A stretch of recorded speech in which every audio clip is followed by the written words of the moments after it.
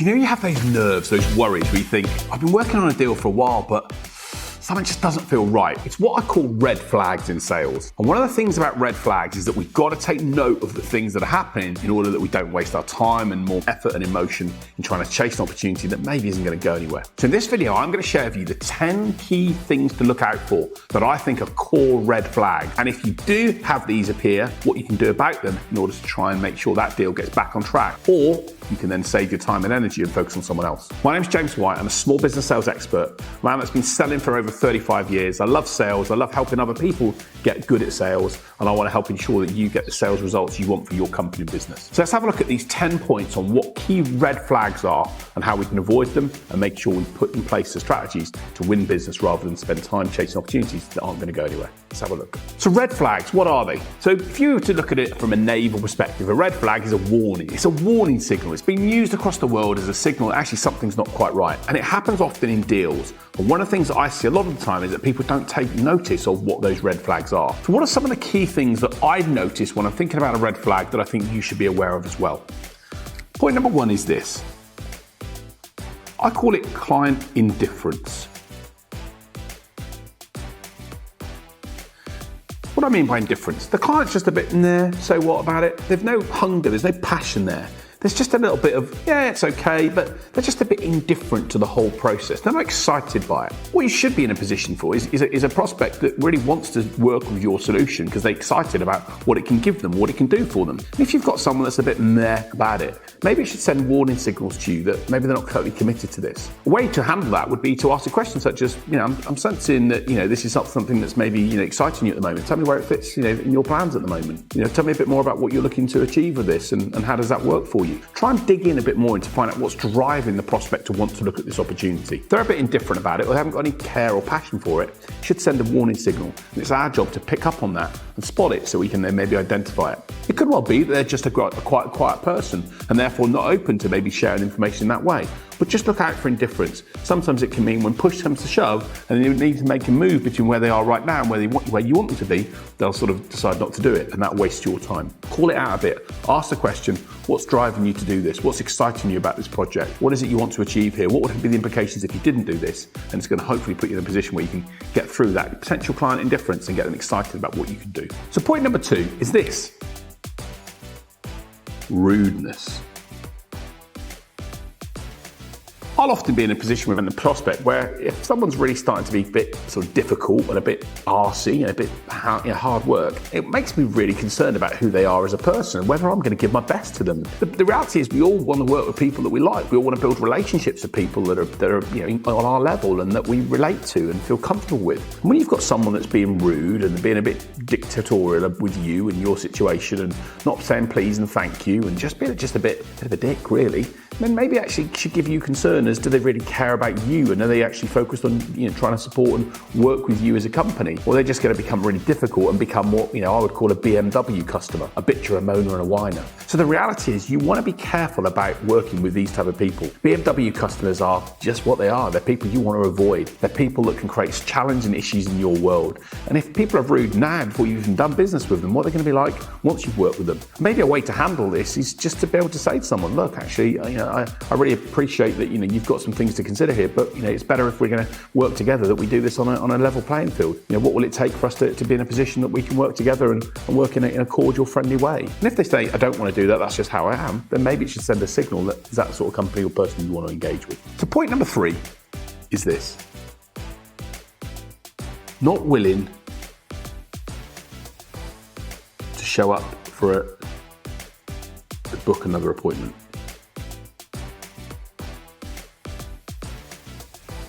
I sometimes see this with potential prospects who are just a bit laissez-faire about things. They're a bit unsure about whether they want to book another appointment. It's sort of like there's no drive, there's no urgency for them. They've sort of got this sort of, yeah, okay, fair enough, we'll have a look at it and consider it in time. And the reason that would give me a red flag is because it sort of tells me that the problem isn't big enough for them. If you've got toothache and you've got severe toothache and you're in pain, you want to get it resolved quite quickly. You don't want to wait around for the next, for 6 months for the appointment. You want to get it sorted there and then. So my worry around that would be that it's not causing them enough pain. If they're not willing to book that appointment, it's either the pain's not big enough or the goal that they're trying to achieve isn't strong enough. And maybe that should give you some cause for concern when it comes comes to then negotiating or trying to work with them on a deal actually itself. What can you do about that? I would actually ask them the question. Ask the question, how big an issue is this causing you guys at the moment? What's the implications if we don't get it resolved? How big a challenge is this for you? What's the implications for not getting this resolved in the next 3 to 6 months? How would it feel for you personally if you weren't able to get this issue resolved, or if you weren't able to achieve that goal? Try and find out what's really driving that person to actually make the decision to have a conversation with you, and really see how committed they are to the process. If they are committed, then the key thing you've then got to ask is where it fits in their priority list. It could well be that they're keen to get it resolved, but it's just not a priority right now. So ask a question such as, be honest with me, on a scale of 1 to 5, with 5 being really high, where does this fit with your priority list? They might say it's a 4, in which case great, actually they're keen to do something. But if they then don't want to book up an appointment, I would say, hey, you told me this was a priority, but you're now not keen to move it forward. What's happening? The key thing is if someone's not keen to book up an appointment, it's something you should be aware of and wary of. And as I've shared in other videos, and I'll put a link to that video, deal with it there and then. Deal with it in a candid, approachable way rather than hope that it'll be okay. It's a red flag, you need to be aware of it. So point number 4, which is linked to not willing to book an appointment, is not showing up for calls or meetings. If you've got a position where a prospect's not showing up for calls, or maybe even they're sending someone else instead of that person, sending someone else in their team, then it should give you a little bit of a nervous signal, I think. Why? Because it might mean if it continually happens that they're not committed to the project. The reality is it happens occasionally where sometimes people can't turn up for meetings at a time because they've got other commitments. But if it happens, especially on a longer sales cycle where you've got 3 or 4 or 5 different meetings, if the key decision maker that you're working with continues to not be there and not be present, then maybe it should give you a thought process to where it fits in their priority list and how big an issue it is for them. If they're continuing to make excuses and put other things above you, then that says something, doesn't it? And maybe what you've got to do in that point in time, especially if they're a key decision maker, is find out where they really are. Look, I appreciate you've got lots on at the moment and I don't want to become a pain. How does this fit in within your priority list? What can we do to make sure that this is something that you're able to commit to? Or how can we find a time that will work for you and work for me so we can get things in place? If they continue to not show up and be in a position continually where they don't want to attend your meetings, it should send some warning signals. And again, don't just hope it'll be okay. Ask the questions. Find out what's causing that. It could well be they've got another crisis at the moment and you've got to be patient with that. But if it continues happening over a continued period of time, deal with it. Don't think it's going to be okay. It may not be. And you're better off to know that now before you put more time and effort into the process. Okay, point number 5 around red flags on deals that I think is this. They're unrealistic. When someone's unrealistic with me on an opportunity, then it really just sends gut signals to me that, I've got to be a bit careful about this one. You have people that say, I'm happy to work with you if we are able to times our revenue by 10, or if we're able to save X million pounds or X million dollars on this process. And you think, I just don't think that's realistic. Their expectations are higher than what we're going to be able to do. And one of the things that happens in those situations, and many salespeople will still continue to sell the opportunity and go through with it, but all that then really does is what I would say to you is it's a hot curry customer. Might taste okay initially, but it's going to hurt like hell at the other end. And the reality is you don't want to be in that position with those type of companies. If they're unrealistic now, the chances are you're never going to make them happy, and all that's going to happen is you're going to bring business in that's then going to cause you problems later down the line. And what good's that for you and your reputation? It's going to potentially spread in the industry that you're a company that doesn't deliver on promises or doesn't do what you say you will. So how do we solve that? Just start to be in a position where we ask great questions. What's making you think that that's an achievable outcome? Or what would be the implications if we didn't achieve that? How would it make you feel? Or what's driving you to think that those expectations and those plans you've got are realistic from this project? Or how can we put a plan together that will enable us to make sure that we deliver on what it is you're looking for? And if that comes up short, how are you going to feel? Asking those questions to make sure that we understand what people really think and what their realistic aspect is key. It may well sometimes be that they're just trying to push the boat out a bit further, and they actually, even though they might want 1 million, they're happy to settle for 500,000. But the reality is it's better to know that and get clarity on that than to go headlong into a deal with them and then find that you've delivered something and they're unhappy. Find out, make sure the realistic expectations are in place, and if they are, you can then hopefully go on and win the deal and do great business together. Okay, point number 6 that I would consider as a red flag that would give me some cause for concern would be when I've only spent a small amount of time with someone. You might think, what do you mean, James? Why is that a risk for you? Maybe, especially if you're working with someone and they're just keen to get the deal moved forward. For sure, it could well be that there are some people, certainly the people that I would classify as reds, and if you haven't seen my video on Surrounded by Idiots and how the different types of people work in businesses, then have a look at that. There are 10% of the population, 10 to 15% of the population that do like to make deals quite quickly and move things forward. But the majority of people generally need a bit of time, especially in larger sales opportunities, in order to be able to feel comfortable with the opportunity. And if they're in a disposition where they're trying to sort of get you to a position where you send a proposal or a price, and they've only spent maybe a small amount of time with you, or they haven't maybe consumed maybe some of your content, your education, or be able to see the value that you create, and just be a bit concerned about that. Chances are they're only then going to be able to make a decision on you and your company from a limited exposure. And the reality is, in many cases, that may not be enough for you to achieve the value that you want from your service. Small amounts of time can often indicate as well that people aren't particularly bothered by that solution. They just sort of want to get something done and they're not looking at it in detail. And if you're selling a service of a higher value that requires a commitment and investment over a period of time, then most people want to make sure that they're not just going into a decision that they're then going to feel they're going to regret later down the line. All that's going to end up doing is mean that they'll then be in a position where they then try and get out of the contract at a later point, which causes you potential issues and pain.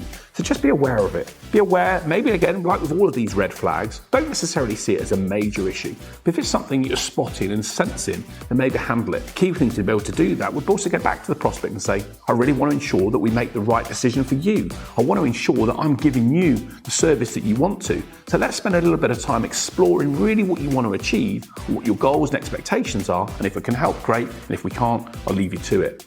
Hopefully what that's going to then do is show the prospect that you're not just trying to get the deal done, but you're really focused on building a long-term relationship with them and solving the issue. And if you do focus on doing that, it's going to hopefully mean that they're going to feel comfortable to work with you and make that deal come across the line. Point number 7 are when people just a bit coy, or lack of info as I would call it. The reality is, when you've got people that you feel like it's trying to get getting blood out of a stone, they're really hard to get engagement with, or they're just a little bit coy about sharing information with you, then I think it's certainly a red flag that you should be aware of. Why? Because it tells me generally that there's something else going on. It tells me that there's something else going on in the back of their mind that they're not being open with you. And why? Because generally they don't want to share that. Maybe they've had a previous issue. Maybe they've had the previous solution they bought that didn't work. Maybe they're uncomfortable around in making an investment in this area, or they don't feel that the solution's going to give them the right fit for them. The key thing is, if someone's coy and doesn't want to give that information across, it should send that warning signal to you that something's not quite right. How do you deal with it? Again, making sure you're asking the questions in the right way. I'm really keen to understand more about your solution here, Sally. And it's really key, the more I understand about you and what's going on in your business, I can then help you or not, as the case may be. If you can be open to sharing that, then we can help make sure that we're getting the right plans in place for you, whether that's with us or not. If someone then still doesn't want to give information across, then I would even say, look, I don't want to do this if this isn't something that's important to you. It sounds like, it looks like, it feels like this isn't not something you want to focus on right now. Or maybe I'm getting the senses wrong here, but I feel that this is something you're not particularly committed to. Now be aware, if you do have that conversation with, for example, a blue type person, a more detailed person, it may well be that they're just a bit colder in that approach. They're not rude, but they're just a bit colder and a bit uncomfortable sharing information. So handle that, deal with that in an effective way. But the reality is, you can only start to build relationships and long-term successful business relationships with people when there's an honesty between both sides. And what we want to do is make sure that they see we as being honest as salespeople, but also that they feel that they're able to be honest with us about issues and challenges. When that alignment is there, when there's not a subservience, but a communication on the same level, and they can share that I'm uncomfortable about this, or I'm worried that this won't solve this issue, or I have a concern around this, you can then deal with it so that you can make sure that even if the deal goes forward, great, you know that that's a key point for them, or if it doesn't, you actually know what caused you to lose that deal and you can handle it for the next time. The key thing is get honesty and openness with people around the deals you've got. If they're coy and they're lacking of information, just be worried about it. So point number 8 when it comes to red flags to spot, and this is another really key one that I think you've really got to be careful about, is when they say to you early in the deal, tell me about you. Now you might think, why the hell would I be worried about that, James? It's great, they want to know about me and my company. But if that happens too early in the deal, then actually it gives me a bit of a warning signal. It tells me that I've not actually engaged enough in their problems and understanding their desires, And it's potentially meaning that I'm at a superficial level rather than at a really under the skin level of that person or that buyer and what's going on in their world. And the problem that a lot of salespeople have is that they go straight headlong into, oh, this is who we are and what we do, this is my company and this is our blah, blah, blah. And what they then start to do is not understand really what's driving the prospect and making the prospect want to make the investment in a particular service or product. And the challenge around that is you then get into what you know, not what they know, what you know about them. And that means that when you come to objections around price or they need to give some time to think about it or whatever, you just haven't got anywhere to go. So when someone starts to asking questions such as tell me about you and wants to know information about you, how do you handle it? There is an easy way to deal with this. Basically, don't fall into the trap of then giving out a load of presentations and brochures on who you are. Ask them this question. I'm going to happy to share more information around what we do. I can talk for hours about our service, but I don't want to do that because that likely may bore you. Tell me what the key things you'd like to know about my company, and I can make sure I share those with you. And they then might say, I want to know about your history or your service or the price point or how negotiations done or whatever. And what you can then do is start thinking, hey, great, no worries, let's explore those a bit more. You mentioned about my company. What is it you'd like to know? How can we share some information that will be useful for you? What information would be helpful? And then they might say, well, I want to know a bit more about your financial history or whatever you've done. And what that's indicating is in the back of their mind, there's a concern, and it's better to deal with that there and then than to just bypass it and just by talking about what you think they're interested in rather than what they are interested in. The key thing is when people say, tell me more about you, it's a bit of a trap. And when it happens too early in the process, it's likely to mean that they're just going to see you at a superficial level, not maybe the true value you could have. And if that means that then you're competing with someone that's a lower price, it might mean you lose that opportunity. So just be aware of it. Just be aware as a red flag to be aware, to notice, yeah, okay, I've got to make sure I deal with that in an effective way. Yes, spend time talking about your company and service. There's a point in time in the sales process to do that, but make sure it's not too early on. And if they're only an obsessed focused about you and what you do, there's a reason for that. Deal with it before it becomes too much of a red flag. So the ninth point when it comes to a red flag on the business is when it's just focused on price or cost. Unfortunately, you'll get people that just say, oh, can you just give me the price, give me the cost, what's it going to cost me to do this? And to me, when I'm in a relationship, especially in a business-to-business, high-value relationship, when it's just all about the price early doors, it sends huge warning signals in my mind. It makes me think they're not really focused on the value of what we do, and all it's going to be is a race to the bottom in terms of the lowest price. It gives me huge amounts of concern if that's their focus. And often in situations like that, I'll be the first to say, if price is the key focus for you, it may not be that we're the right option. We are probably going to be a bit more expensive than other people, and therefore, we offer a different value solution than other people, so therefore it may not be a good fit for you. Making sure you understand what's driving them to think that way is a lot of the time because they don't want to commit time, or maybe they've been burnt before, or maybe there's just their focus on getting a deal. And ask them that question: what's making that key area for you so it's such a key thing you want to discuss?